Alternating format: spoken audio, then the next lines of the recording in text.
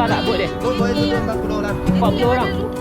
Tengah kami sibuk tengok souvenir arang dekat Kuala Sepetang ni, tiba-tiba ada seorang ejen pelancongan tegur kami.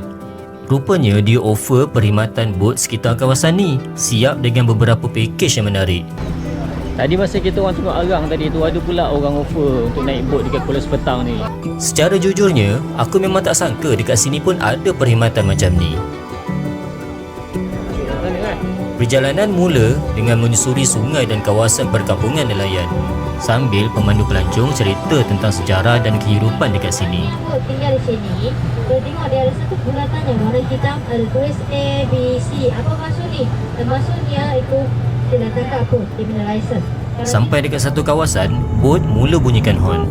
Rupanya itulah cara untuk panggil burung-burung helang ni datang, sebab nak bagi burung-burung helang ni makan. Memang excited bila nampak burung helang ni berterbangan dekat bot kami ni. Sepatutnya kami nak spend masa lebih sikit dekat sini, tapi disebabkan hujan dah pun mula turun, kami terus bergerak ke sangkar ikan terapung.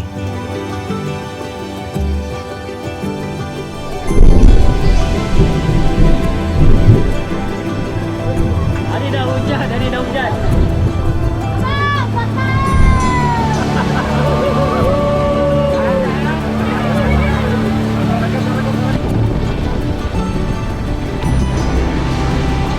Dekat sini kami dapat tengok sendiri kehidupan laut yang diternak. Siap boleh pegang haiwan laut ni tau. Memang satu pakej yang berbaloi kalau datang ke Kuala Sepetang.